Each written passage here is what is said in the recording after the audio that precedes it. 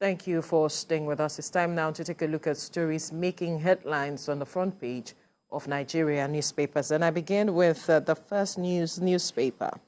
The major story here says, ahead May the 29th inauguration, Tinubu returns from abroad, says, I am strong, I am ready for work. You find all the details on the front page of the First News newspaper, and some writers there dismisses rumored ill health, assures Nigerians have rested, refreshed, very strong, set for task ahead. You find all the details on the front page of the First News newspaper. To the Standard Times now, towing the same line of the story of the president-elect's return. Ahead May the 29th inauguration, Tinubu returns to Nigeria, says he's strong, ready for the job. Says he's strong, ready for the job. All the details on the front page of the Standard Times. To the Punch newspaper, Tinubu returns after 34 days, dismisses ill health rumors. Tinubu returns after 34 days, dismisses ill health rumors. You find all the details on the front page of the Punch newspaper. And to this day newspaper now, Tinubu, disregard rumor about my health. I'm refreshed, ready for task ahead. All right, this day newspaper now, Tinubu says, disregard rumor about my health. I am refreshed, ready for task ahead. All the stories on the front page, or the details rather, on the front page of this day newspaper. To the Nation newspaper now, we will deliver on renewed hope agenda, Tinubu affirms. We will deliver on renewed hope agenda. Tinubu affirms, I am strong, very strong. You find all the details on the front page of the Nation newspaper. Mike. All right, I have the Leadership newspaper here, and it says, Tinubu dispels rumor of ill health, says, I'm ready to serve. That is what Leadership has, still following on the story. The major story has been on from yesterday. Nigeria News Direct is next, May 29.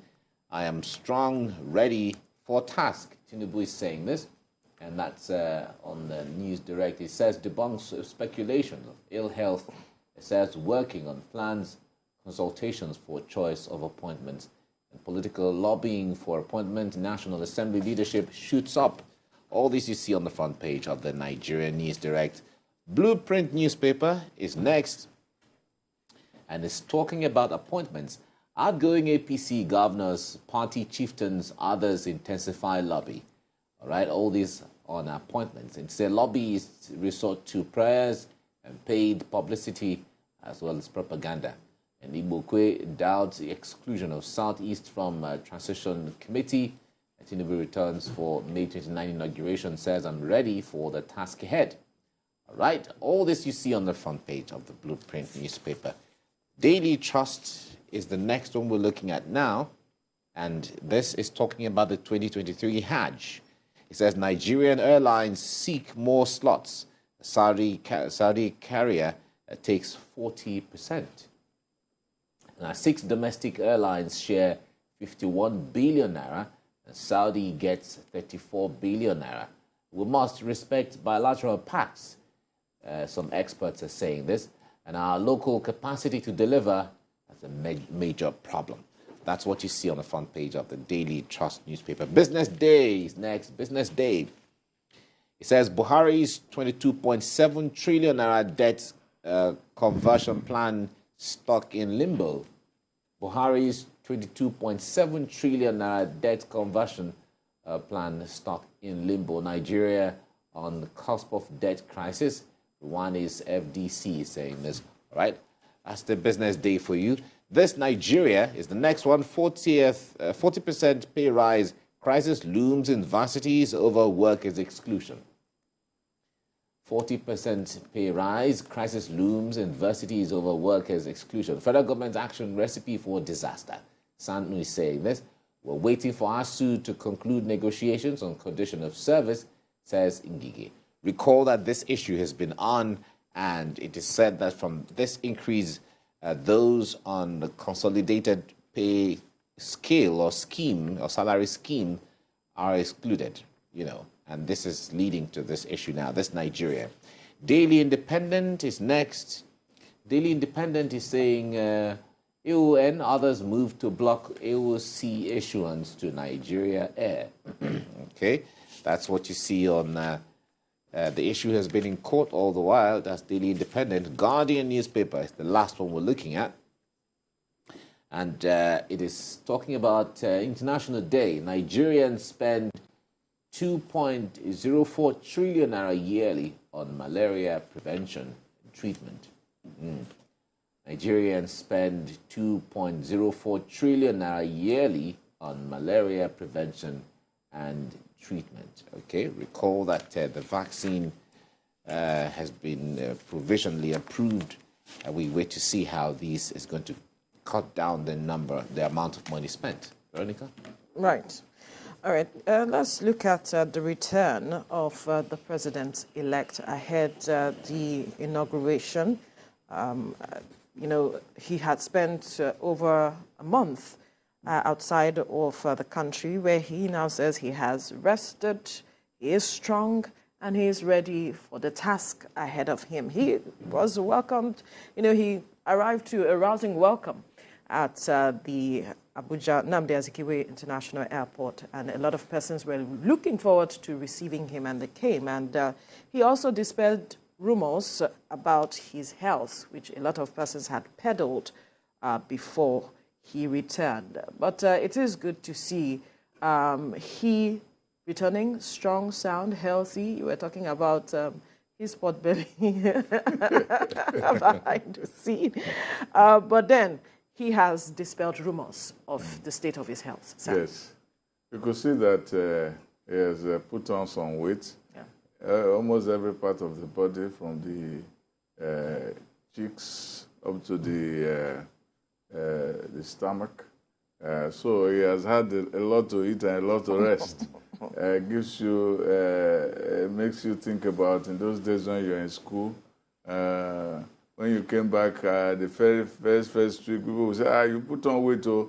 When the next 3 weeks, you go back to normal. He doesn't get to 3 weeks. He doesn't get to 3 weeks at all.